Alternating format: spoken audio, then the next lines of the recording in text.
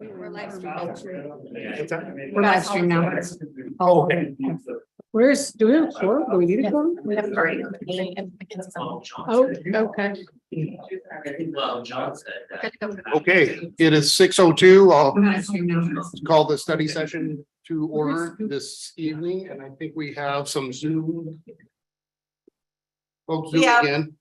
Mackenzie on Zoom. Okay. My apologies for being late. It's a 13-hour day to Mercer Island and Wenatchee and back, so I'm here. You're here. Mackenzie's up. Oh, yeah. Yep. Don't get, haven't got used to the Anderson part. Okay. We will start this evening with tip fees. Hi, council. Hello. Okay, so I was asked to prepare some code that would allow us to consider exempting the businesses in the downtown design district from paying transportation impact fees. In addition to parking, transportation impact fees are usually the largest impact on permitting for pretty much every business. We exempted or greatly reduced the parking requirements in this area in the understanding that most of these buildings have been reused multiple times. And that for the most part, there's not a lot of changes to the exterior, that we have a whole lot of additional parking around. So that it made sense to exempt parking requirements in this district alone around the historic commercial area because of the abundance of parking that we have. The next concern is that high fee that goes along with transportation impact fees. We did a study and essentially we haven't charged any in this district in about a decade anyway. So it's important to understand that transportation impact fees are important. They allow us to maintain and build new infrastructure as we grow. The thought in this area is fairly similar to the parking thinking that for the most part, we have already had most higher transportation uses or demand uses in this area over time. And that the likelihood of having a lot of transportation impact fees isn't huge. It's possible, and we could get a very, very high impact thing coming in here. So the council has asked us to consider reducing or eliminating the traffic impact fees here with the understanding that we might lose some revenue down the road, but at the same time, we make it much easier to adaptively reuse these areas downtown. So the code that is attached to this has been before the Planning Commission for a first review. If the council would like us to, we will take it to a public hearing. It is, of course, subject to the council's approval and changes if you like. The way we've written it is that already in the transportation impact fees, we allow for reductions based on pass by traffic. The concept of pass by is I'm driving along and I go, "Ooh, coffee." And I go and get the coffee and then I keep driving along. I didn't actually drive to the coffee. I just noticed the coffee on my way. So that's kind of what a pass by traffic is. I ride it in, I ride it right back out again. I kept going from wherever I was going from to where I was going to. And when the council adopted that ability to reduce the traffic impact fees, the council prioritized certain uses that are desirable here. And so our code prioritizes those uses. They are things like recreation and restaurants and offices and some other things. When I drafted this code originally, what I did was I've all created those pass by rates as a section A instead of being a standalone section, and created a section B that would eliminate or reduce those downtown traffic impact fees here, and providing for basically the same preferred uses. You'll notice that, and I put it in the memo, there might be uses that are desirable to allow pass-by traffic reductions that don't necessarily fit in the downtown area. Or there are other ones that you may want to add back in. I think we took out offices, but what about medical offices? I mean, it's such a broad category. So my suggestion for there is to pay attention to what those qualifying uses are for pass by and the qualifying uses below that for the downtown district and see if they make sense to you. If they do, if you want us to go forward, then the planning commission will schedule a public hearing and we will have a hearing and then bring it back to you as part of a consent agenda package, probably in May. Because I forgot to schedule a public hearing sooner than that. So that's my fault. That 3 weeks for the week for the paper and to get them to publish it. And then the 2 weeks after that, I always get it wrong by about 2 days on average. But that's what I have brought forward here. Obviously, there are other ways of looking at this. They could be completely eliminated. They could be partially eliminated. They could not be eliminated at all. You could choose uses or not as you see fit. But this was just sort of the quickest way to get there from here with another one of those surgical changes in the code that will benefit the businesses and the business growth in the downtown area.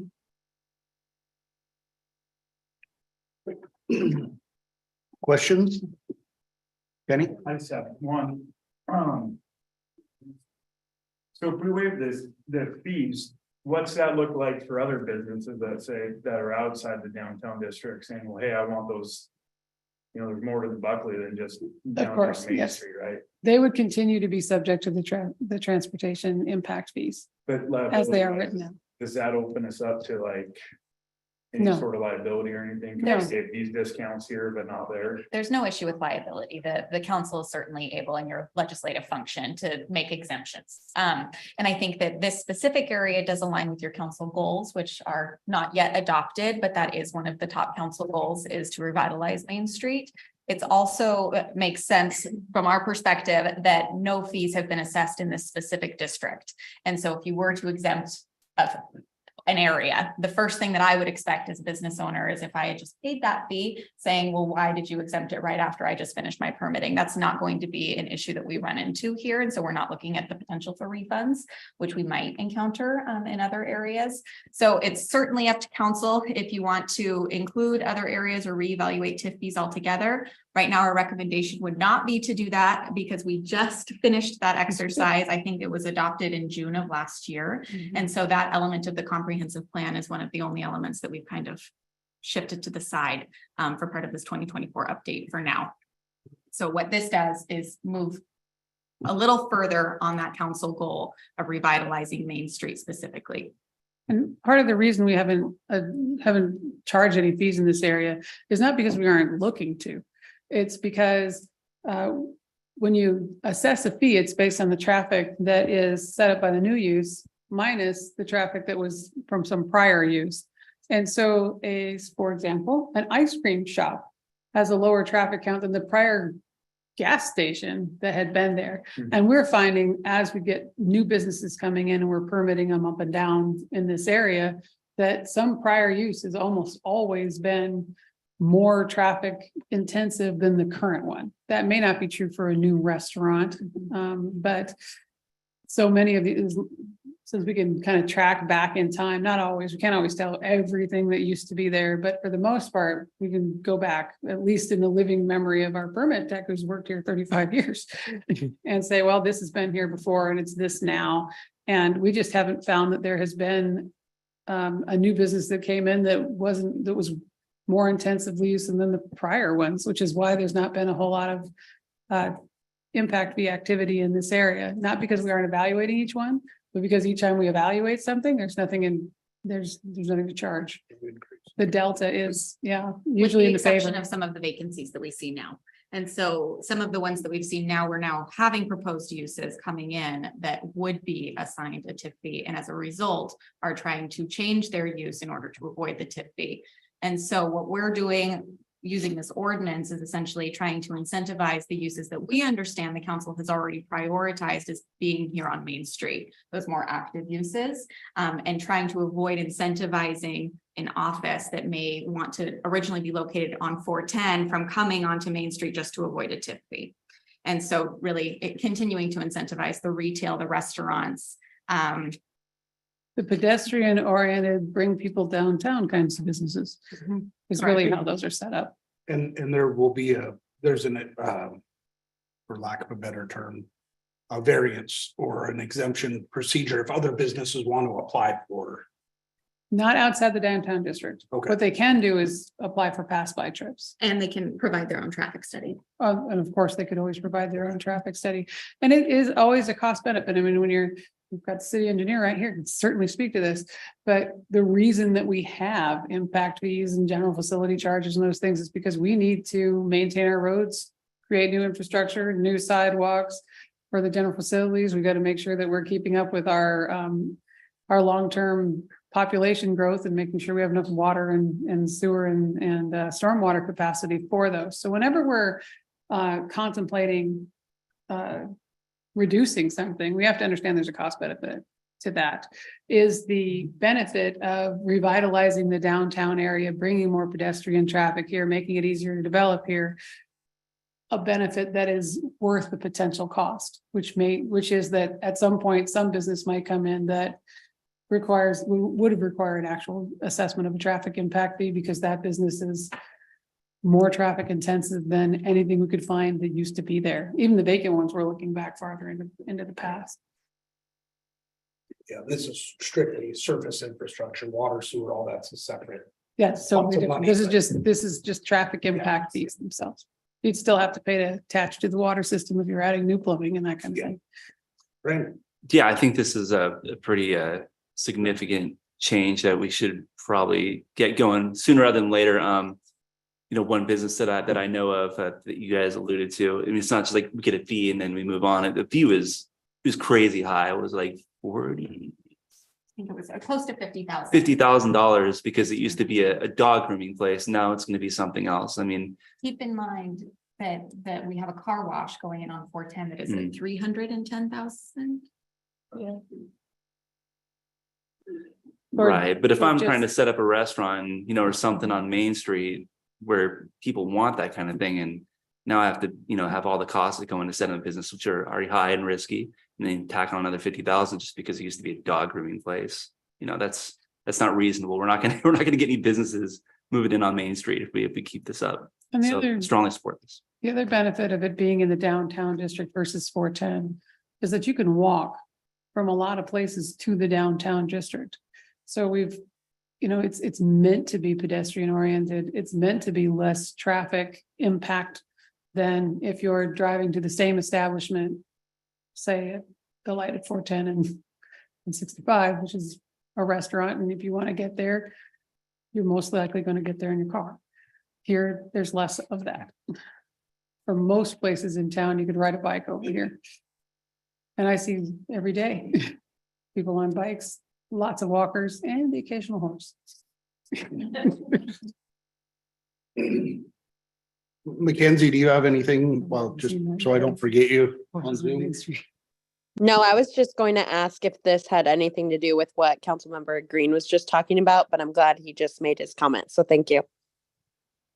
Perfect. Okay. Any other questions, comments, concerns?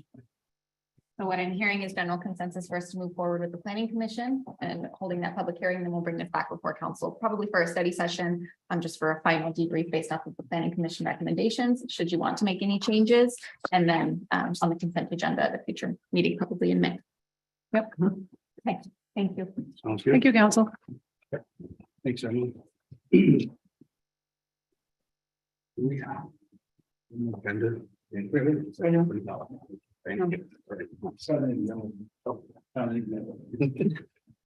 All right. First. All right, I guess we'll do pickleball. Yes, so tonight, Erin and I are here to provide answers to a lot of the questions that were asked during the first and second town hall that we held in the last month. In your packet this evening, we have a memo that was shared prior to the last meeting, just a few hours beforehand, just because that's as quickly as we could get the information together. And that addressed a lot of the questions from the first town hall. And so verbally, we're going to answer a lot of the questions from the second. I want to start by hopefully saying, it goes without saying, that we are here as a neutral perspective to provide as much information as we can to the city council to make an informed decision. There is no bias here. Feel free to ask any question. We do have members from the Enumclaw Pickleball group that are happy to join the conversation if you would like to invite them to the table. But we'll go through first and answer hopefully some of the questions and then open it up for you to ask any additional. So with that, tonight we're going to verbally cover Enumclaw Pickleball, just in general, why they are not locating in Enumclaw, why the city would choose to partner with them rather than pursuing grant funding ourselves, provide some additional details on the budget ranges. And then, so with that, I'm actually going to turn it over to Director Snodgrass to get us started with the budget. We're just going to start off too. I want to address a couple of the things that were brought up last public hearing. And one of them is, why are we not doing this ourselves and why are we not applying? We are not currently eligible as a city for RCO funding.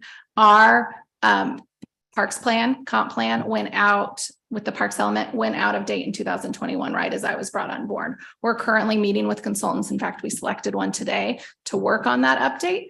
But the multi-use sports court was the last project that fell under our last plan. So even if we wanted to apply for this funding that's coming up, and this athletics funding, which is one that they're kind of pinpointing for this project, is kind of once in a chunk of time. It's not a routine grant program. It's leftover tax base from the stadium project. So it's not routine and we're out of date. So that would be the first reason we're not doing it. Second is that we are not staffed at the ability to go after that element without bringing on extra consultants right now that are not in our budget to go after those kind of proposals. They do take quite a bit of work to put together. One of the other things brought up were just status of current park projects. And I think some of this is going to be repeated because you guys know, but I just want to reiterate, there's been talk that the court's not paid for, or the court's not done. The court is waiting on two things: the paint to be finished and the grant funders to sign off and let us open it. We can't, it could be totally done. And if RCO hasn't come down to do the inspection, we can't open the gates because our insurance won't sign off on something that RCO hasn't signed off on. Any ETA on that? Right now, I'm just waiting for the painter to confirm dates. So we paint in the RTO. Yeah, and it's more than just the lines. We're actually putting a giant hornet in the middle, which was part of the vision to link it in with the school district. So it's more than just a day of sunshine paint job, unfortunately, to get the White River Hornet in maroon and gold. I picked all the colors. We tabbed them with the high school colors to make sure they're in the same spectrum. So we got the right maroon and gold. We're not Enumclaw Vegas gold over there. It's the true yellow gold. So that's hopefully, I'm hoping it's done by May, in early May. But again, it's just gonna, I mean, it snowed this week, so who knows?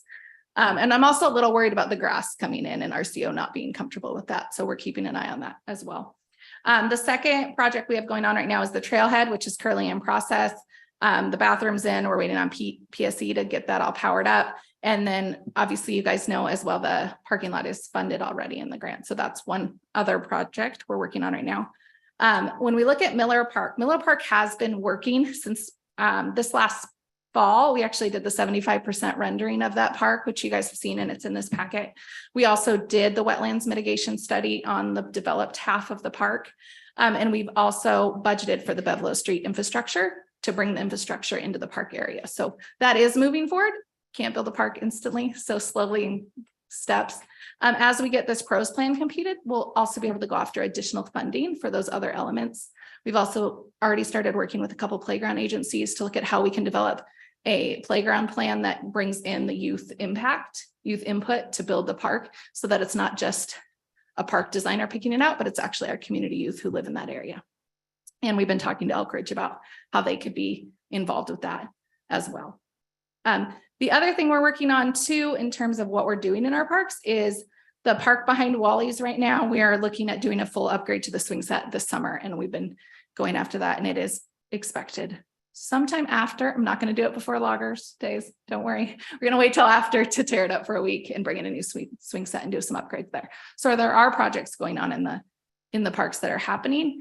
And this would not take away from any of those projects happening, because no dollars of those projects, no dollars at all, are going toward this. So I just want to make that clear. Those projects, nothing would be taken away. Any other questions from those points? Okay. Moving on to budget. The budget we presented, there's kind of two, I really got into the details and showed information in the last appendix. So I'm just going to flip to that. If you guys want to hear anything specific or overviews, open book on how the budget, but I just want to give you guys a full kind of overview of how we came up with the budget or what does it look like. The real question today is, And this is attachment 5 in the packet. the real question today that we're looking at first is, does the city want to go into recreation programs where you're making money back? You have a revenue generating recreation program. Currently, our recreation programs in the city are service-based. We are providing senior services, we're providing youth center services. We do have a little bit of revenue that comes in, but we're not to a self-sustaining fashion. When you look at larger cities or other cities in our region, you look at an Auburn, a Puyallup, even in Enumclaw, they have revenue generating factors within their department that offset some of their costs. Everyone's model is slightly different on where their council directed that. But this has opened up the conversation of, is this an area that Buckley wants to go into? So when we look at, you could take the sport out of it and not even think about the sport. The real question is, do we want to look at a revenue generating model for the Parks and Recreation Department? And this is one way to go about that. That being said, pickleball model. I'm going to start off by just saying we were very conservative on the revenue end. And I would say very conservative on the expense end in the version that we looked at it and said, this is really like an extreme cost for this minimal service. I personally think that we could bring it closer. The expenses would be a lot lower for the low end of this if we really got into it. This is really a worst case scenario on the expenses side and a low on the revenue side, if that makes sense. There is a direct relationship between your expenses and revenues when we're looking at this. You're not in a situation where your expenses are going to be at the very high end and your revenues are going to be the low, because they directly relate to each other. You're not going to be spending staff hours for programs that aren't running. You're not going to be spending contractor money on programs that aren't running.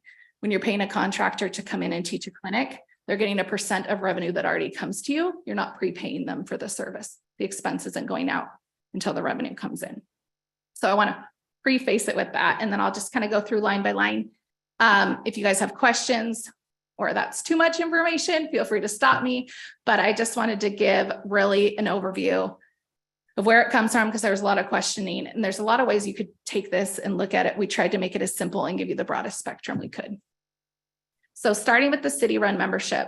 The city-run membership program is something that is in the MOU that we'll be looking at after this. And it is not revenue that will go back to the club or to anyone. It will stay with the city. There was some misconception about that at the beginning.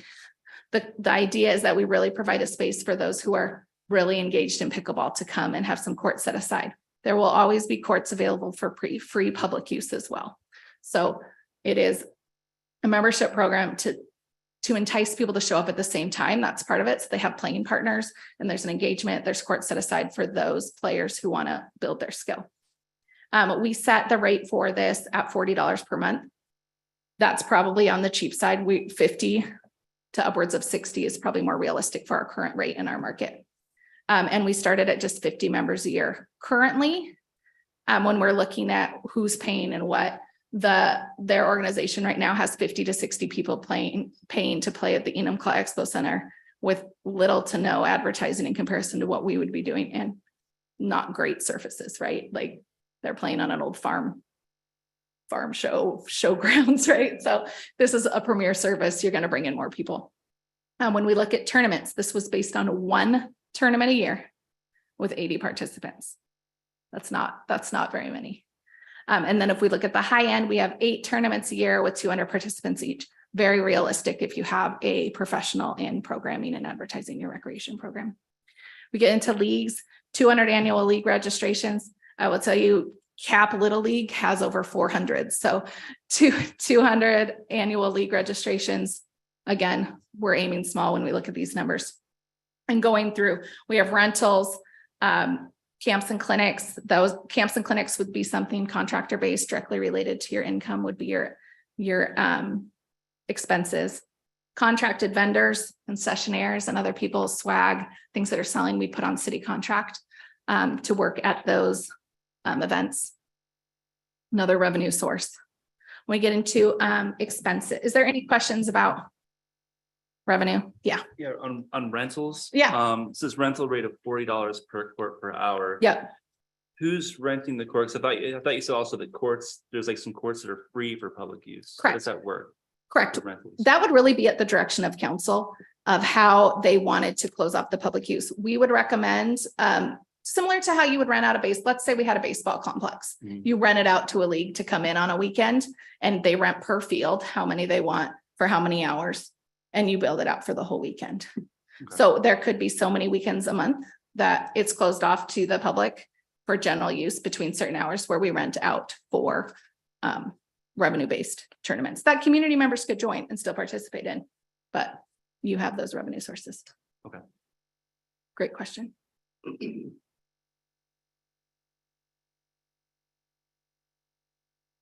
Getting into program projected expenses. Program coordinators, the first one is, this is separate from maintenance. So when we're looking at a recreation program, we would need someone to bring in to help coordinate the maintain memberships, do our advertising, man the system, check with the participants, make sure we're meeting their needs. That recreation level coordinator we start just at a low end 20-hour a week position, and then we go into full-time. Program assistant, someone to help on the weekends, doing unlocking, supervising, make sure things are going well in the facility, Saturdays, Sunday, things like that. We get into supplies, same thing, supplies needed to run programs that might be ours, kids events, things like that.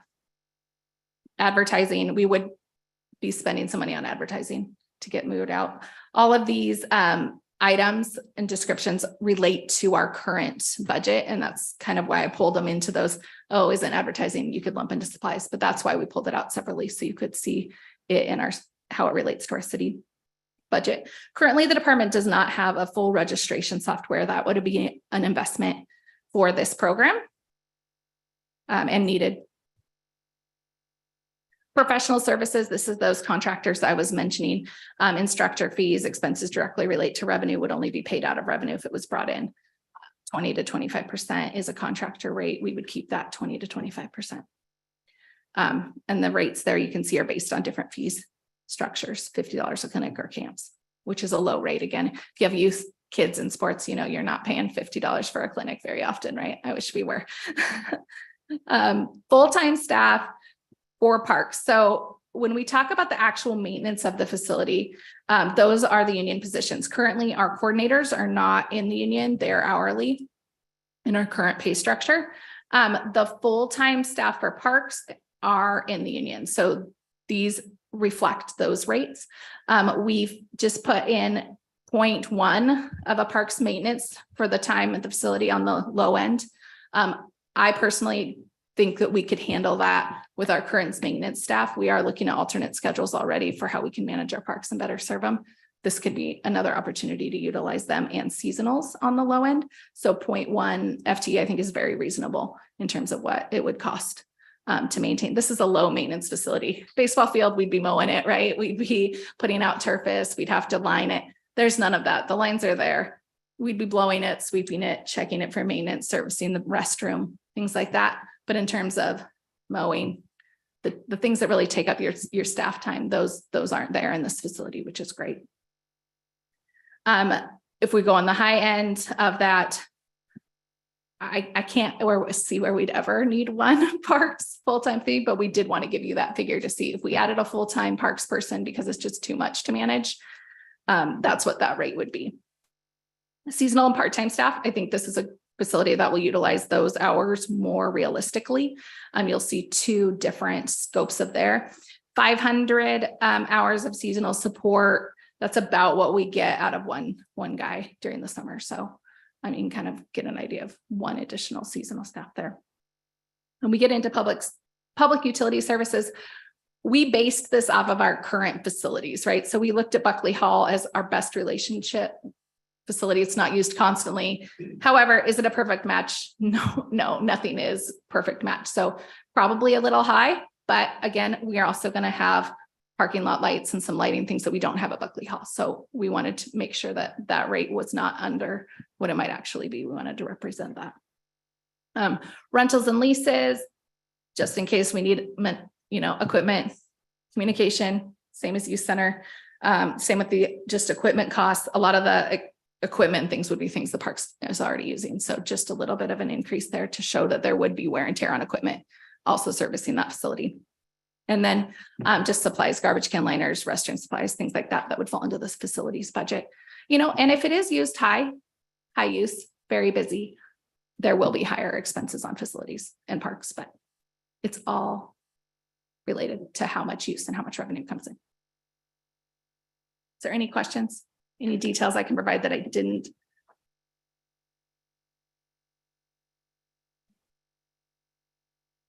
Mackenzie, do you have anything? So I don't leave you out. Not at this time, thanks. Okay. Thank you, Erin. Yep. So going back to some of those earlier questions, why not Enumclaw? After the Courier Herald issued that article regarding Buckley taking the lead on 410, I actually had a couple of council members from Enumclaw come to City Hall to meet with me as well as the mayor, and some of them were not scheduled. And of course, pickleball came up because it was a hot topic in our community at the time.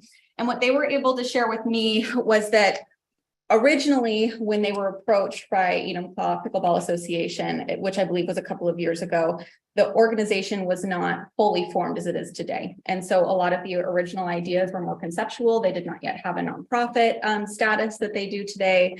And Enumclaw is very focused right now on building a community center. And so they put a lot of the responsibility on the association to identify a location for the facility to go, and then was hoping to find consensus through that path rather than the approach that Buckley's taken, which is to say, these are the areas that it could potentially go and let's see if it would work for our community.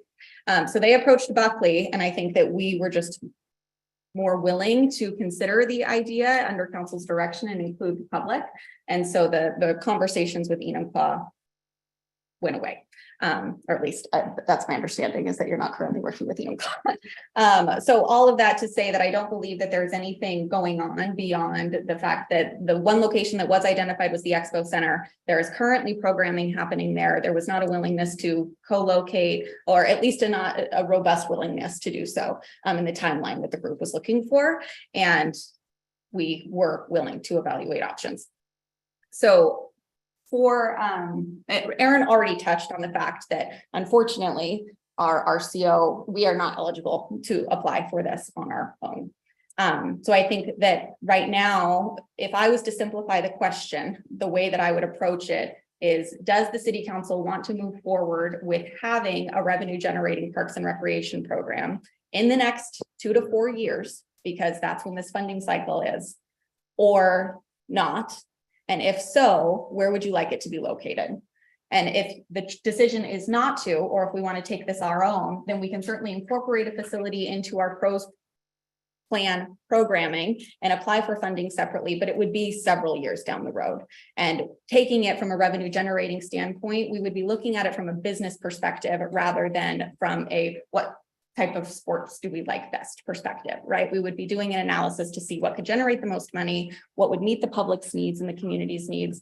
And I don't know what sport that would be. It would be a market analysis that we'd want to undertake versus the proposal that has kind of come before us, where the nonprofit is willing to propose this, take on the grant funding approach, is eligible to receive the grants because they are not a municipality and do not have to have a pros plan, and then would gift those dollars directly to the city to run the construction.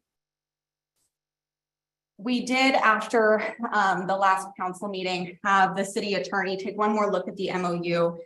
At each of your tables today, there is a revised MOU that includes a couple of changes. One of them is a clarification that I think we had all intended to have in there, but it wasn't. So it is now, which is found on page 2, which is that EPA will deposit the full amount of the funding within 3 years of the execution of the agreement. So if council chooses to move forward, we would essentially be right now committing the land for a period of 3 years. And if Enumclaw Pickleball wasn't able to procure the funding in that amount of time and provide it to the city, then we would have no further obligation. And the other change is on page 8. Which says that the big exchange that the Pickleball Association is requesting in exchange for the gift of putting the grant together and all of the fundraising that they've already procured, which is about $500,000, is that they want the city to implement a membership program, again, to prioritize for members to be able to have reserved courts. They all would be paying into that membership program. There is no free memberships for anybody. But it does require that the city commit to having such a program in place. And so what we requested was that if for some reason that type of programming did not fully offset the cost of this facility, the city would no longer have a requirement or an obligation to continue with the membership program, and instead would be able to pursue alternative options. Maybe we rent out the facility, maybe we work with another organization.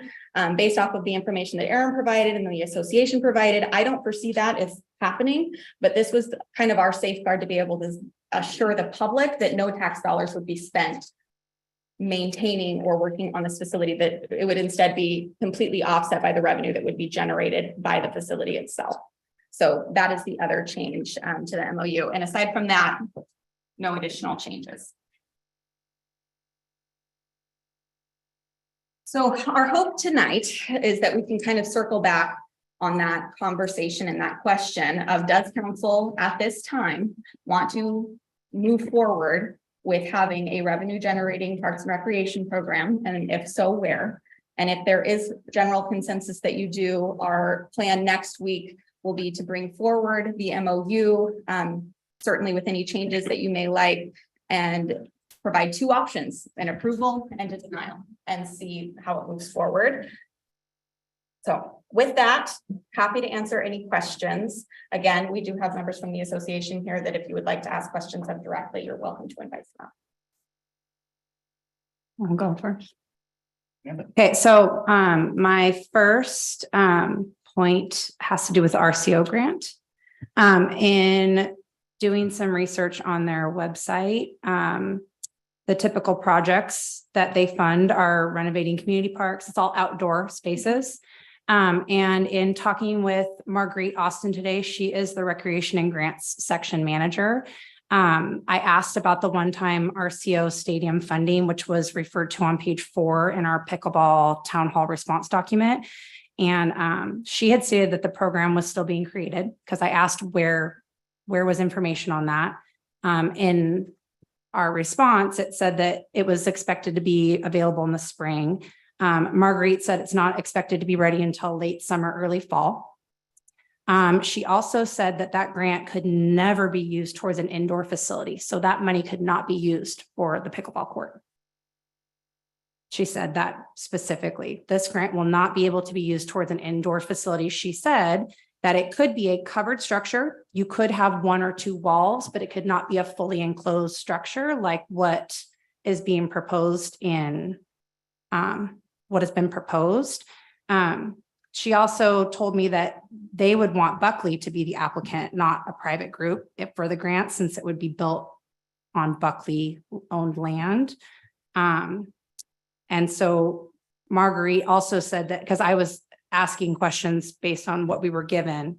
And she also just said that in her position, she would want to know where people are getting this information about the grant and who they're speaking to, being misinformed, because she said if it's people that work under her, she would want to know. So I guess my biggest thing is, it's not even about whether we want pickleball or not. It's that grant can't pay for that building. Yeah, I will tell you, I got the information about spring personally from WRPA, because it's been on our directors meetings monthly, and originally it was slated for spring. And I have seen a final draft of their scoring criteria that's ran out through directors for feedback. So I know it is in the works. So if they pushed it back, that's just not public knowledge that I was aware of at this time. We were aware of that it couldn't be closed structure, and that is why the open air plan has always been addressed. I have never seen the 4 walls thing, but it's not surprising to me. So there is design elements to meet those criteria that would need to come into play if that ended up being the funding source. The way that it's proposed to be designed, so the Skagit one, which was originally presented at the first council meeting, there was that open air portion at the bottom. The association is proposing to essentially flip that. So it would have longer roof eaves, and then it would have an open air portion at the top to be more weather resistant, I would say, but it would still be considered an outdoor recreation facility. But when did that change? Because what was presented to the public was that it would be fully enclosed and ensuring like noise. And when people from Shea Estates were talking about the Collins, unless I must have missed where it was going to be fully enclosed with bathrooms and an office and. We'll have bathrooms in an office, and so those can be accessories inside of the facility, or kind of, it can be designed to allow for an enclosed bathroom and office facility while still being considered open air, given the gap, I guess. And our apologies for not making that clear. That's always the way that the design was presented to us. But what Marguerite is saying, that it could have one or two walls and it could be a covered structure like an outdoor, but not. That part just seems, I'm just that's a questioning that. That's a fair assessment. It's also not there. We're not going after the funding, right? Right. So they could get their funding through the capital budget. They could get their funding through any other source. That is when that whole proposal comes out from RCO. No, and I understand that, but one of the questions was asking why the rush on page 4, where it said, what is the decision that the city council needs to make soonish, and what is the rush? And specifically it says because of this grant, but if that grant won't fund it, then I don't know what we're discussing then, if the grant won't apply to that building. And again, Marguerite Austin, she offered to talk to me. I mean, I talked to her today. So she was just giving me information about that. So that would be my first thing, because 1.5 million is what we were told in here is supposed to come from that. But if we don't, that's not going to fund it. I don't know. Marguerite Austin, she's the recreation and grants section manager. And I think ultimately this does lie with the Pickleball Association to be able to procure the funding, if not through that grant, if they were rejected or denied, because it is a competitive grant. And if we were to go after it ourselves, if we were eligible, we would say that it's a competitive grant. It includes Pierce, King, and Thurston County. So all cities in those counties will be competing. And there's always been a chance, as there is with any grant, that it wouldn't have been funded that way. Which is why we have the clause written into the MOU that if they can't procure the funding within 3 years, the city has no further obligations.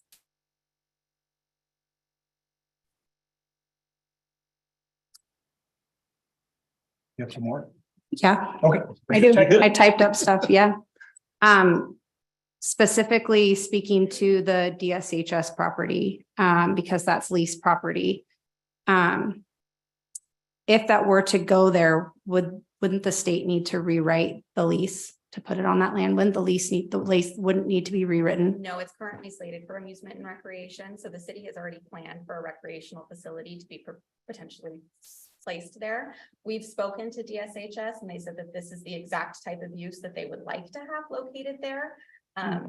So it would not require any change to the lease agreement. We would likely, if that was the location that council decided on, I would recommend that we have an interlocal agreement just to make sure that everyone's on the same page with that 3-year term, that nothing else can be put there for a period of time. My other question is about capping the membership at 500. What is the thought process of capping it at 500 for the high end? Yeah, time and space. If you have too many, you'll have upset people who won't have access because they'll be showing up at the same time. And I guess my thinking is we had 300 plus people from Enumclaw Pickleball Association, right? And then we had a gentleman that spoke from Bonnie Lake, another one that's another 300 people, right? So I'm just trying to think, if that's like 600 people. So if they all get to become members before our own citizens do, right? That's kind of a slippery slope as well. You could build in as council priority membership and discounts for city members and things like that And into your that's policies. Also included in the MOU of a discounted membership for Buckley residents if council. Yeah, there chose to- wouldn't be a prioritization. I don't think it would be, it's open, Mhm. but priority could be given to whatever group. We could open the registration just for those who could provide a Buckley resident, an address for the first period, week or something after it opened up. I'm just curious to hear from other council members in terms of our town hall. Aside from a few Buckley residents, pretty much everybody in favor of the pickleball court, right, are residents from not the city of Buckley. And then pretty much everybody that spoke against are Buckley citizens. And so I think the part I'm struggling with is I don't hear enough of Buckley citizens who we've been elected to serve that want it, right? It's not that they're against pickleball, right? But I'm just, Mackenzie I'm agrees. struggling with Yeah, that she part. does on it. I'm struggling with that part of it when we're hearing the people that aren't in favor are all of our Buckley residents, and everybody that wants it are people that don't live here. And the revenue part, which is great, right? But that revenue, all that money can only be put back into parks, right? That can't be, It's general fund. it can't be, so any revenue we make, even if it's in the parks, that can go towards offsetting the general fund. Okay. I was unaware of that.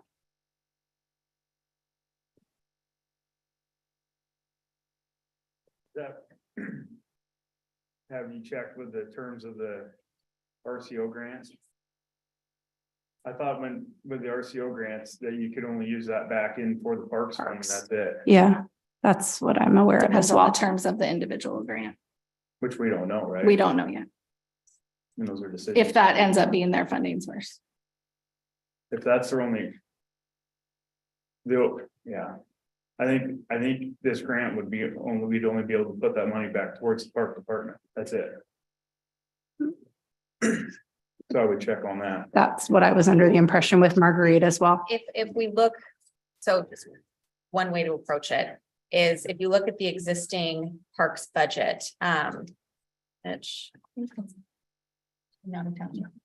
Okay, it's just over $1 million. Mhm. And so there would be that, which right now is largely subsidized by the general fund. And so it would free up some capacity if it was only to be redistributed into parks. Essentially, this would support the Parks Department, and then we would be able to have some of those other revenues or general fund dollars that are currently supporting the Parks Department reallocated elsewhere for the city. Yeah, if this facility funded and just support, obviously it needs to support itself. Mhm. That kind of goes without question, I think, in our minds. Mhm. If it supported more than that, which would be a goal, which would be great, if it supported half or all of the parks, all the other parks. Funding, then that would free up that money that was currently coming out of the general fund. To go into parks for other stuff, or other staffing, or what have you. What money is that right now currently that would be coming out of that? I'm just wondering. It would depend if it made money or not. Yeah, and Yeah. if you, Like my salary, for example, is across parks, is in parks. So you would free up a percent of my salary possibly back to the general fund. Would be a prime example of that. Yeah, in a perfect world, Mhm. Aaron's, it supports all of Aaron and the other staff Your needed and so seasonal. on and so forth. And then that frees up. I mean, this is very general, but okay, that's another police officer. Or whatever, right, another project. Because that money wouldn't be coming out of the general fund anyway. right. That's And right now. very generalization. And it's almost, we do have grants through the Parks Department, but we're almost entirely, the day-to-day operations are almost entirely subsidized by the general fund as well as some REIT dollars. And did Mackenzie have something? Yes, she agreed with Amanda and said, thank you, Amanda, for bringing Okay. up the points. Okay. Yep. Right. So, yeah, going to the maps here, so. I'm not a huge fan of the Shea Estates location or the Miller Park location. Miller Park, we have plans for it and I don't want to see that change. And Shea Estates, I think we heard loud and clear, the concerns they have over there, I think are pretty valid. For the River Avenue side, I see there's 3 different options here. I have some concerns here too that I kind of wanted to ask questions about. So one, there's a parking lot in each one of them. Each one has a different amount of parking stalls. So first, like, why is it inconsistent with parking spaces? Well, I think we put a lot of requests on our city engineer in a short period of time, Oh. and he did his very best with the. The park, the goal was to get 132 stalls. Yeah. But we are counting existing parking on River. Okay. So all that angle parking, we were. You can sit You up want here to too. come sit at the table with Yeah. us? Tom gets to go. Just so it goes on the record. Plenty of spots here. I was wondering the different amounts. I was like, why is one? Yeah. Marvin's not here to lecture us about, get to the mic. Okay, Yeah. is it working? You can- So that was, the intent was to try to get to 132. Oh, So I think on some of the labeling, we were trying to label. attachment 2.3 and attachment 2.2, you have identified the existing parking stalls that you're crediting. Yeah, it was Yeah. meant to maybe print it on a bigger piece, but anyway. That was the difference. That was the goal, was to get the 132 stalls, but the one up that straddles Jefferson. There was a little space limiting there, just because we were kind of squeezing it in We and then counting some stalls along River. Just the thought is that it's probably more convenient if people are coming. It might be easier to just park along River in one of those angle stalls and not have to go into the parking lot potentially. So Gotcha. And if one of these locations were selected, all of these could, in theory, be redesigned, where some of this parking would be located around the building, right? Or around, this is just, right, and there's Quickly. probably gonna need to be landscape islands in the Yes. parking lot. There's gonna be, it was a little bit ham-fisted and just kind of dropping on the building and the parking lot to get an idea of how much space is available there was. wanted to make sure it would fit. Is the footprint pretty accurate? Like what that would look like? The square. The red- red, those are the dimensions I was given, Okay. 172 by 146, which is Okay. approximately 25,000 square feet that's the area. It's not a small building.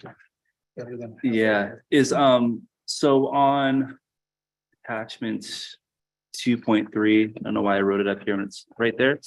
How does this mesh with our current parking lot plan? And is there opportunity to repurpose that? Doesn't. It doesn't mesh. And Yeah. so we would be, if council did choose this option, Mhm. we would be reevaluating that. You do see the trail restroom Mhm. there. Yep. But it would be doing away likely with that parking lot proposal. Okay. Real quick, Councilmember Green, I just, along those lines of 2.3, Mackenzie asked, where's the trailhead pavilion that was proposed in Mhm. 2.3? It would actually be roughly on the other side of, it's here, yes? No, it'd be. Okay, right in the middle of the parking lot. Okay, But I think that they would be open if this was the desired location to potentially Hmm. locating it elsewhere in this On the area. other side of the. They wanted to be adjacent to the parking lot and kind of at the beginning of what they consider the Buckley Trail portion. Gotcha. And does it have to, the parking space, do we have to have like this many parking spaces? Is that like a requirement, or is that what we? With our Just current came up code, with- but it's certainly open to council discussion if you would like to evaluate Mhm. parking requirements or other uses. We just went through that exercise in the downtown when we changed the parking requirements. And so we could certainly do that for amusement and recreation, or I actually do think that the parking code in general needs a revisit. And that's something that we'll probably end up doing as part of the comp plan cycle. But if you wanted to select one of these locations and move forward with this project, then we may want to look at that sooner rather than later to see that this would be inappropriate. Gotcha. And then just a couple more questions, sorry. Are we married to the 12 quarter? Can it be smaller? Like the reason I'm asking these questions is each of these spots on River, like it's a huge footprint for a lot of public space. And I have some of the same concerns that Councilmember Burbank has regarding, accessibility to the public. If you have X amount of memberships or, there's free time they can go play, or sometimes it's $40, depending on how we end up doing that. I would hate to see all this public space that the city gets to enjoy now taken away for that. So one, I want to know if it's possible to, I don't know, to shrink this up a little bit and then take a look at that. Yeah, that's my big concern here. Yeah, so the 12, so are we stuck at 12 for the MOU? Is that I there believe negoti- my understanding of it, and I would recommend Mhm. speaking to, Public Yeah. Health to get a firmer answer, Okay. is that it's related to the size that you need in order to host the tournaments, Okay, is the 12 courts. But didn't they say that there've been other tournaments where it's less? 8. I think they said 8 to 10. Okay. I wrote that down. I mean, that there can be tournaments. There's It's not fluctuation. ideal. I get that. It's not an ideal. I get it. Or gives kind of an idea of what an example membership or club schedule would look like. So keep in mind, even in those areas where there's green, we would still have, under the current MOU draft, 2 courts open at all time for public use, so anybody could walk in. Mhm. We didn't want to do more than 2 because then you might decrease your likelihood of wanting people to come in for a membership if they know that they can always get a court for free. And then, so you do see there is quite a bit of 12, Mhm. 12 courts open sure. to the public. Keeping in mind that there is a chance Saturdays, Sundays, you have rentals, or throughout this time, there's also other clinics or rentals, which would be Right. guided by the city Right. council. I guess alternatively too, so let's say building is the same size, right? You have 12 courts. Is there any opportunity to repurpose some of those courts to have, like, let's say some people don't want to play pickleball, maybe they want to come in and play around a volleyball instead and just, volleyball net, and I don't know how that works. You But would be parks looking at back- take the MOU and agreement off the table. If you're looking at repurposing and having changeovers like that, you would be looking at increased staff time, and it would be functioning more like a recreation center than a Mhm. public park. Okay. We don't currently go out to our parks and say, oh, it's a good time to scooter, let's Sure. change a feature, or, basketball, let's lower the hoops. Or things like that. With staff time, we build them so that people can go out and enjoy them, and it's passive for the staff. And it's all flexible. Depending on if there's a huge onslaught of membership, then that's gonna move this target Mhm. and vice versa. If there's not as much membership, there's more public time. I did try Balancing to, all that. we did try to draft some protections in the MOU, using that additional language that basically if that program isn't sustaining the facility or it's not meeting the needs of the city, Right. then we would be able to look at alternatives. In the memo, I don't remember the exact name of when you have to apply for RCO to get a use change. Oh, yeah. So we What's do the not, word? yes, we do not yet know exactly what the grant, first off, if it's going to be funded via this grant. And if it is funded via this grant, what those terms are, Mhm. but we are familiar with some RCO grants that do have a specific, a limit on the use that can happen in a facility. For example, the skate park can only be a skate park Mhm. forever. So we don't know what the terms would be for this, but there is an option if the community needs change to apply through RCO to have use changed. And have them agree to that. And we did provide that flexibility if something happens with pickleball and that is not a workable use for the city, and we are not if we're not able to meet 100% of the cost of the facility, then we would be able to apply for that through RCO. And all 3 of these options on River all require the trail to be relocated. So where is that money coming from to relocate the trail? That would be, it would have to be part of the pickleball association. I don't believe this one does. So attachment 2. It does. Yeah, they're all For the- relocated. For the parking lot. So I would say that we would probably want to say that the parking lot needs to be designed. Part of what this doesn't show, and it's because the street vacation for what was formerly River. Yes. Yep. Was not fully processed. Looks like it was started, but it wasn't finalized. And so that's something that the council would likely want to do. That way we could repurpose some of this land for parking and probably have the parking footprint significantly smaller on 410. That would be my recommendation if this was a selected location. I have some concerns about this location, and Aaron and I aren't going to give a recommendation on do or do not, but if you do choose to, we do have some recommendations regarding siting, just from a risks perspective. My concern with this 410 location is that it is our valuable real estate. And so I would like for us to be able to explore how to get as much parking as possible off of 410.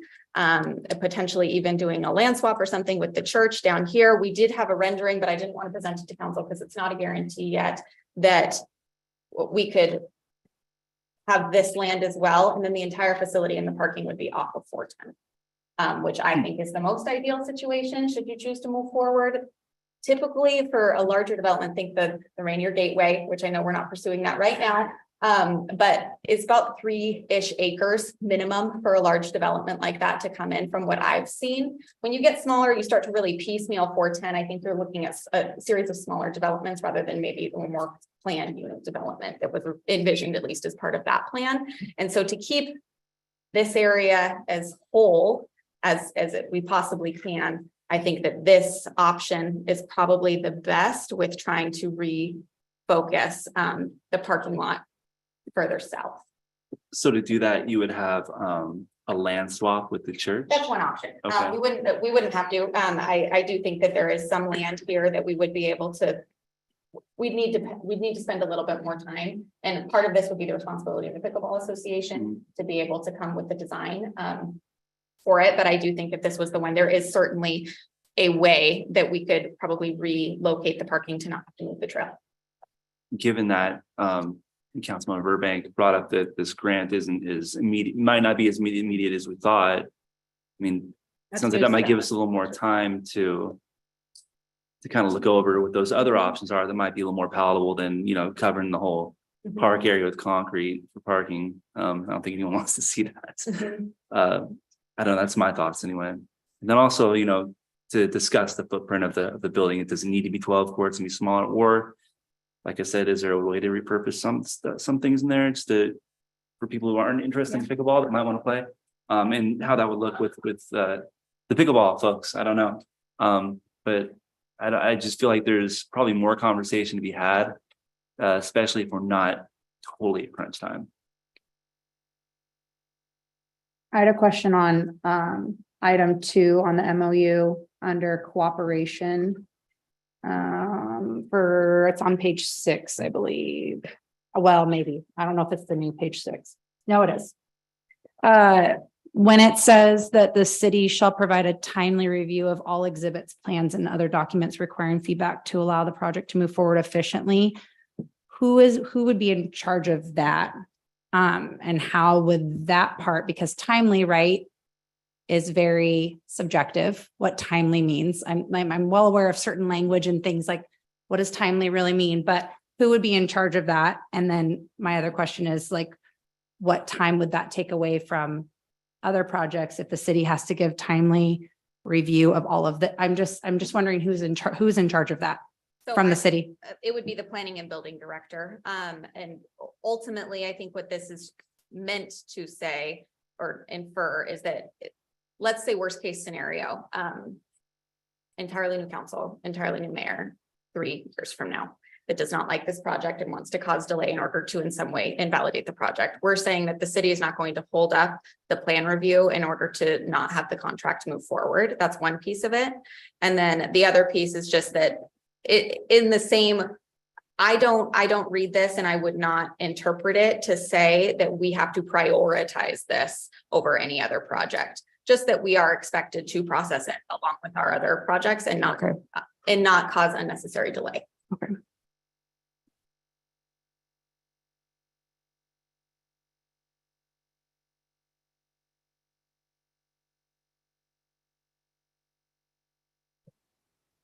And keep in mind, we don't have Councilmember Rose or Smith with us, just to throw their 2 cents in or 4 cents And together. There's a couple of people in the audience that want to speak, but with it being study session, you don't do that. It would be right. Unless they're invited by council. Yeah. I have no problem with any public comment ever. Well, it's not. No. Yeah. So we can't invite general public comment because it wasn't advertised, but we could invite The a association stakeholders. or a group Yeah. to come up and meet with the council. But No, it doesn't matter to me. Yeah.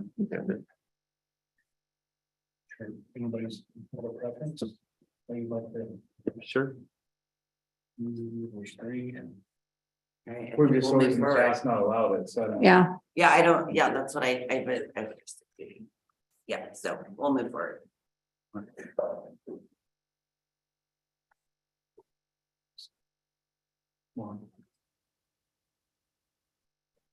I don't know. In my mind, I don't really see a great location for it, but that's just me.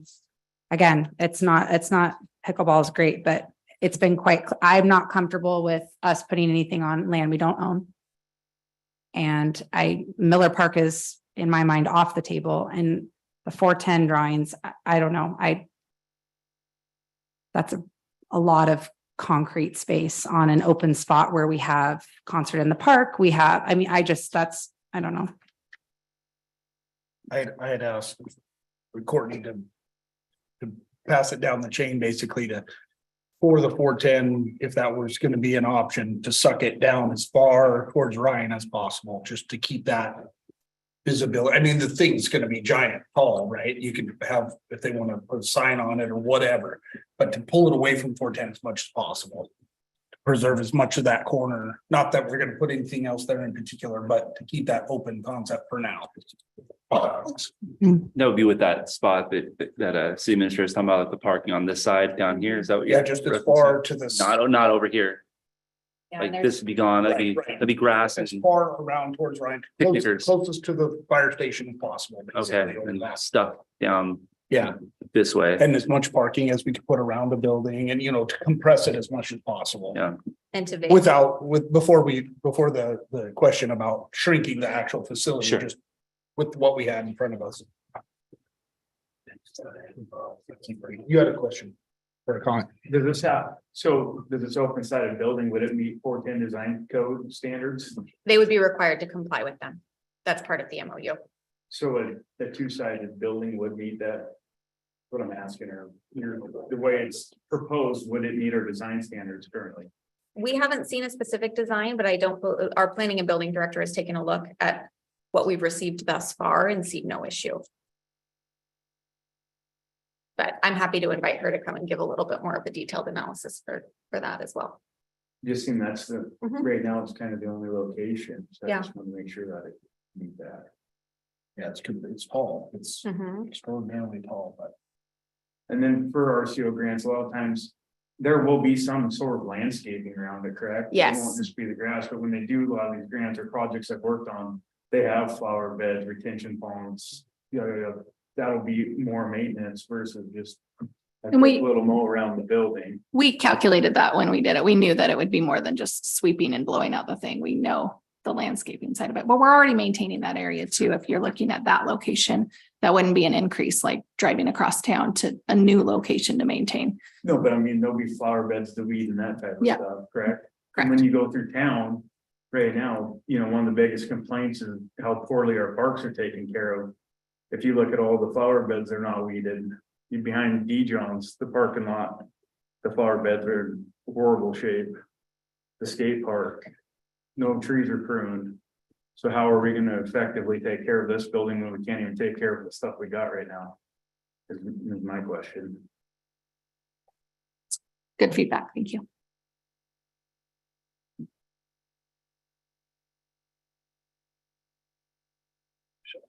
And Kenny, as you alluded to, if there were, say, storm facilities that were ponds or swales or there's maintenance there, but even if it's underground storage or underground treatment that you can't see any of the storm water, that costs money to maintain as well. I mean, you've got to pump out sediment, you've got to change canisters on storm treatment, so there's a cost to these things. It's just because you can't see it doesn't mean it doesn't cost something to maintain. I mean, Underground. on facilities that, I don't know if they bring you around to maintain them necessarily, you build them more, but it's something to consider that is not the parks department going in and cleaning out underground storage facilities, but there's underground stormwater storage along the skate park. Between the skate park and river, there are large diameter pipes that are in there. No one ever sees them, but they're there. Yeah, so and then another thing that may not happen, but there's that. I think it's still called a rain garden, in the kind of U of the skate park parking lot. That was done by, I think it was an EPA grant, a kind of a pilot program. But that's, there's costs that, are not just the building itself. There's some site. And then Brandon, just back to your question on the trail relocation. In the overall scheme of cost things for site prep, when you're building a parking lot and building all these things and road connections, repaving the 10-foot wide asphalt path isn't a huge dollar amount. In fact, I would venture to say it may be nice to get a new segment of trail along there, because you don't want to just kind of shoehorn in a parking lot and be riding right up along it, so that it's a consideration that, because once they try, fitting on the site is, there's a trick to it, but what we're showing, trying to get the parking on there, it looked like it was getting over the trail. I can't, the closest place I can think of larger underground storage facilities is the Fred Meyer at Four Corners. There's big, they have it all painted out there, no fire truck outriggers, because it's built for that load. That's the closest thing I can think of. We don't have anything close here, at least Bonnie Lake that I know of. Yeah, have to get off down that trail too far, but. Yeah, I guess I'd just like to reiterate, I'd like to see a conceptual drawing of the location down here with the parking lot offset or around the building, just to give a better idea what that looks like. And I also like to hear more from our colleagues who aren't here tonight. That's a significant portion of the council is not here, and they have a voice too, that I'd like to hear the perspectives. I'm not comfortable making a decision on the next council meeting. Yeah. Consideration, yeah. Well, everybody else getting presented the same stuff. Yeah, and that's one good thing about it's old technology, but the council members, Ron, when he comes back from vacation, can listen to it online or now YouTube, I guess now too, so. All right, any other further questions, comments, direct? Mackenzie Oh. said she will also not be able to make a decision next week. She's second skinny, which, yeah, that. Okay. I would just say that Director Snodgrass did include all of those stormwater and utility costs in the cost estimate under the public utility services portion. But how do you calculate that when you don't know what's gonna be there yet? Estimate, we based it based off of similar other facilities that we currently have. So it is our best guess right now. A high and a low range. Okay. Nothing said, everybody? I think we got everybody, and we are missing basically half the council, almost half, three. Pretty close. Mackenzie, that's where I keep. There's three. Mackenzie makes four, but so we're down three. Okay. She's in Disneyland, so she can't unmute herself. All right, if you guys have anything further on this, anything else you want to, I was gonna say, I did appreciate Courtney's breakdown of it. So just simply, first off, we need to decide, is this something we want to take on? And then the location discussion, kind of cart before the horse or whatever, and it's more complicated than that, but go ahead. Well, with that question that Courtney asked, shouldn't that be a study session in itself to see where it's going? First for the whole council? Or not, It can be, what I mean? yeah, just that one specific topic, we can have Like a, what we're wanting to see with the parks, I mean- department, where it's going. this is a big enough issue, it's completely up to council, if you guys want to have we can add a meeting or. Not to April. We already added a meeting to April. But we could certainly in May, or I don't have my council agenda in front of me to tell you what's on the May study session, but we could bring it back. The pros plan will be Help picking us. up soon. And unlikely that we see anything in front of council by May. We just met the consultants and extended a hopeful, relationship to them today. So. And I think revenue generation is a huge topic to address in our pros plan moving forward too, of what you guys as a council see for the long range of the department. And I'll just say one thing, I know there's concerns I've heard in the community as well as from council members and whatnot about. Like you mentioned, the baseball diamond or baseball complex. And for instance, Enumclaw is my understanding. I haven't went down this path with them, but it's kind of upside down. They spend more money, far more money than they bring in, and that's a fear that we need to get our arms around, so. Any other questions from council that we can address before that next study session? And what I'm hearing right now is that we want to hold an additional study session. You want to see some additional renderings for the 410 location, and then potentially following that, make a decision. And ask the question of, do we want to like lean towards revenue generating Okay. from the parks? I think it's a As well as question, it's a 410 big design question that stands on its standards. own. Good Okay. question. Yeah, that's kind of a new Yeah. concept. It really is. Yeah. For Buckley, it's brand new. So to even. But yes, all those other things. Okay. And it could come back that you guys decide you want to go that direction, but right now is not the time with this agreement. And we'll go forth and do a study and see where those avenues are. So there's lots of ways you could take it. All right, on to, I guess we'll do the Buckley Senior Center. Sorry, Buckley Senior Citizen Cooperative Agreement. There's a lot of words there. Okay, I'm still here. Just wait for Brandon to get back, I think. Oh, okay. Yeah, yeah. Just really quick, so he doesn't miss us since there's only a need few it of you for here. him. Yeah. I have to start putting intermissions in. I know, I know for sure. Bathroom breaks.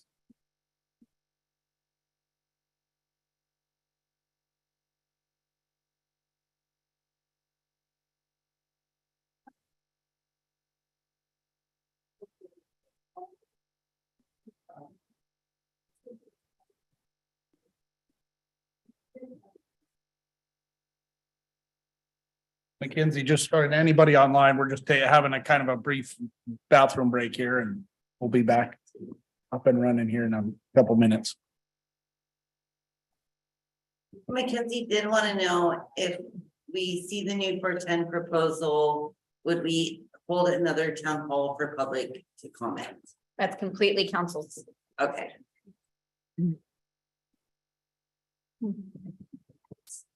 I don't think we'd have a separate, we noticed that area. So. The signs have been up there too.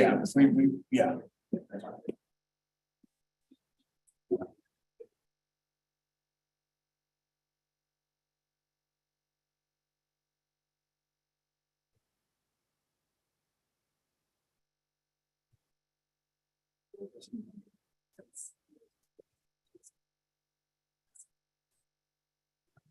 No, they were not. So after speaking with her, so That's the whole dialogue, Yeah. all the questions out there, get the concerns and worries and. You guys are all doing a good job. More short, free. It's a large undertaking. This isn't a little, oh, hey, let's put a fountain over here.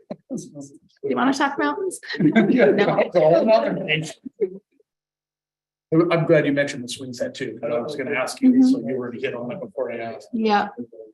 It's a 12-week timeline to get it out, and then they try to do the whole construction within a week.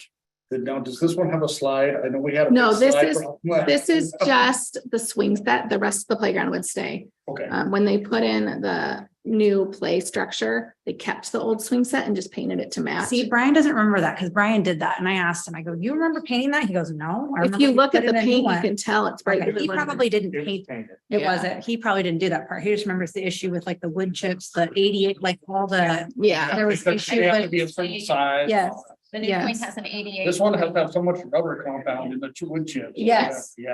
for whatever the wood, whatever the, play fibers. whatever it is that's on the ground. Engineered wood fibers. Wood chips, yeah.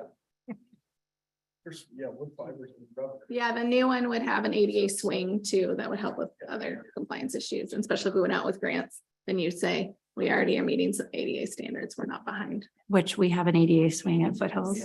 And when kids get on it after hours, they it's gonna get broken soon, but you have like adults sitting in it and messing with it and flipping it around because it's a big, like, you know, it's for a child that's, you know what I mean? Yeah. Also good for large toddlers, as someone who has a child on the big end of the spectrum. He didn't fit in the toddler swings we were on. Oh, they could put it on? You can go in. Well, I sat in it. My fifth graders put me in it on like the last day of school and they were pushing me in it. Yeah, yeah. All right, Brandon, come on. And then it also has a round, like one of the like swings a bunch of kids can get on. That's like almost like an updated tire. Like a swing. tire swing? A round one, but it doesn't have a hole in the middle, like a net swing that multiple kids can go on. So especially for that part, because it's so busy. Yeah. They can't spin it. That's not safe anymore. Just goes back. Yeah, their fingers would get in there and break. They'd be. Brandon probably went Shanghai out. There. All of that is a big deal. We had to have safety inspection, like when they came and looked at the new one that we got at Foothills, because we got two and they're expensive. We had to move it. Well, Close to the highway. well, We did that job. and the one at Foothills, we have a slide that's like rollers that you roll, Oh, yeah. like they're little rollers that go down. But then they had to measure to make sure that kids can't, but like it's to get it, to make sure that it's compliant with everything safety wise is like. It's in everything They they have to did, the check. company did say, do you really want swings? Most people are going away from swings. I'm like, yes, we have the space. We're putting in swings. Oh, The schools are sorry. picking them out. Yeah. Sorry about that. Oh, no. Okay, senior citizen cooperative agreement. Yeah, this is the final step of a long conversation about our senior citizens agreement and moving to our senior commission. This is the agreement between the city of Buckley and Buckley Senior Citizens, which is the name of their nonprofit that has serviced the senior center for years and years. This puts formality into the relationship and guides our staff as well as the organization on what the separation between the two should be so that we can keep operations above bar, following code. And as we've talked in the past, we had that CARES audit that came back and there were quite a few dings. We were really lucky to not get a formal write-up, basically. They were very gracious to us, partly because the CARES money had some issues tied to it on the county side as well, where it saved us from our infrastructure problems. So this clears those up and helps us move forward. If there's any questions, I'd be happy to answer them. The big part of this agreement that is included is the donation of the Buckley Senior Citizens van.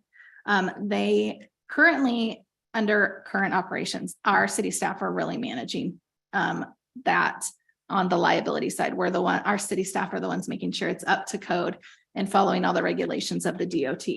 Moving that over to the city is a $718 insurance annually. We've already had it quoted out. The value was set. We got the value of the van from Puget Ford. So it wasn't just us picking it up. I called over there and they did it for us. So it's a large value donation, and it also helps us oversee the services.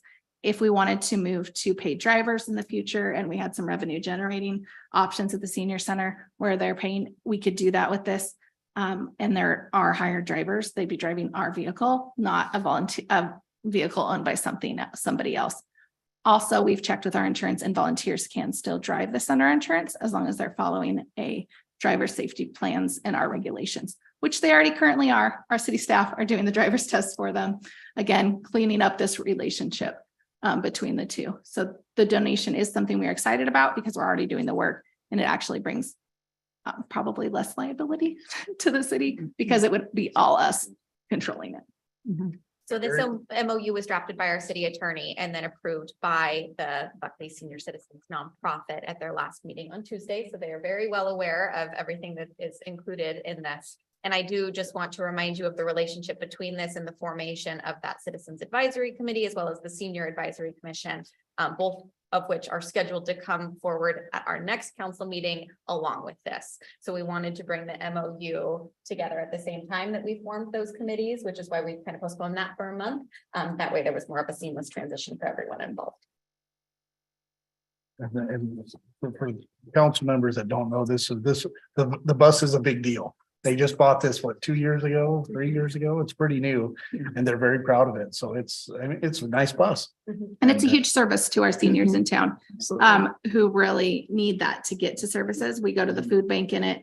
We go down to the actual bank, to a pharmacy, all these things that we don't have in town. The biggest people who are actually prohibited by those are the people who can't drive regularly, or they're on a medication that prevents them from driving. This service that we offer through this van helps those seniors get their population, also gets them in for social hour. So Yep. it's good. Nice.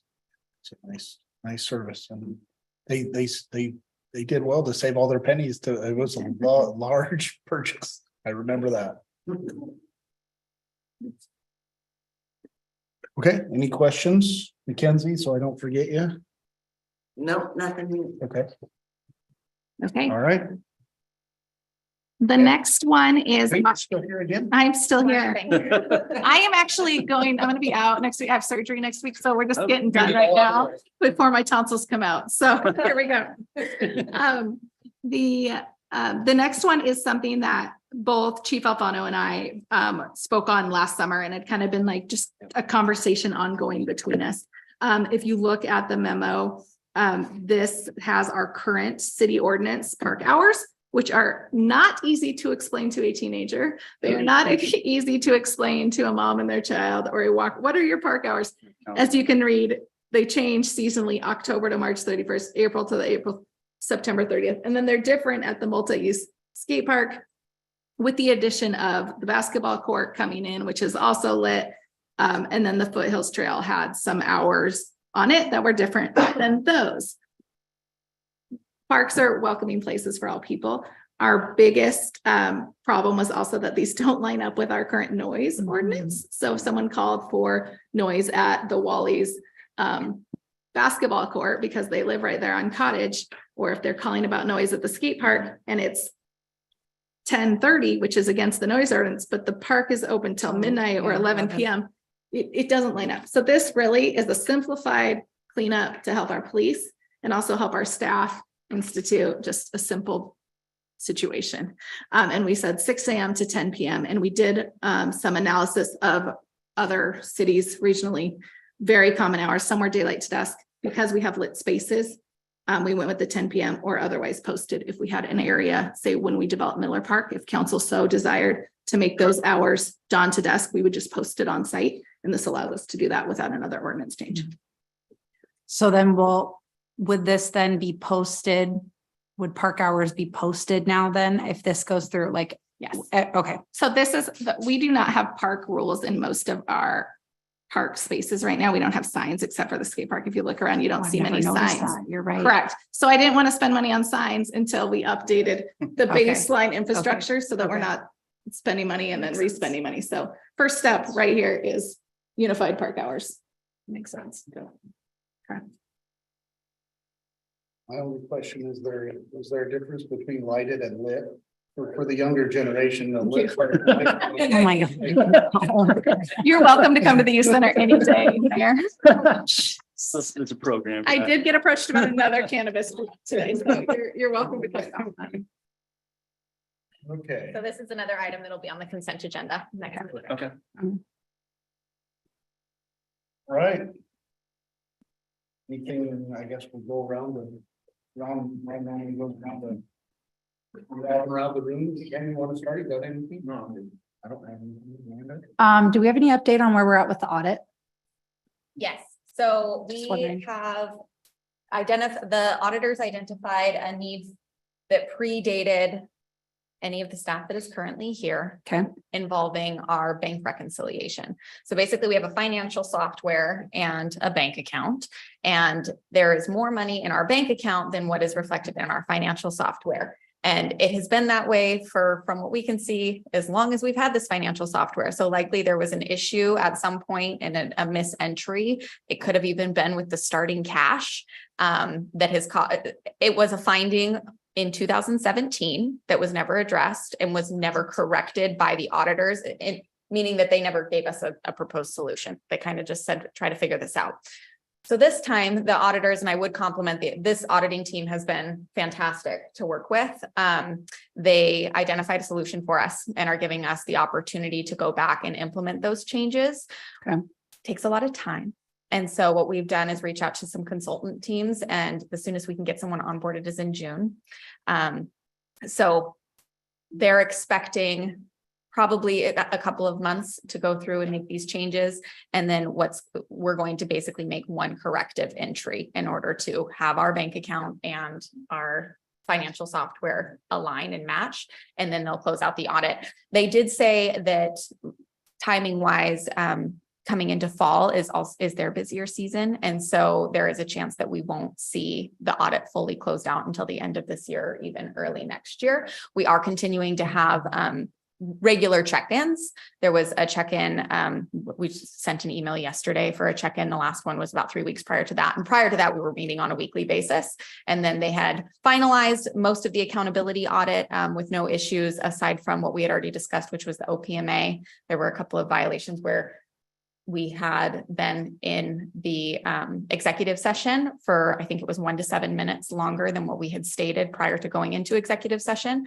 Aside from that, they weren't able to provide any other issues with the accountability specifically, but we haven't received the final report, so that's subject to change. And then for the financial audit, that was the big finding right now, which they have identified a solution for and are giving us a chance to correct before they finalize the audit. Okay. Or better to have too much in there than not enough. Yes, it's definitely the right direction, but not ideal. So. That's my question. I don't have anything. Good conversation today. Okay, yeah, And Mackenzie has nothing. okay, all right, perfect. Yeah, no, thank you, everybody, for all your input. It's very good. All right, I guess we will adjourn the study session at 7:33. Thanks, everybody. Thank you.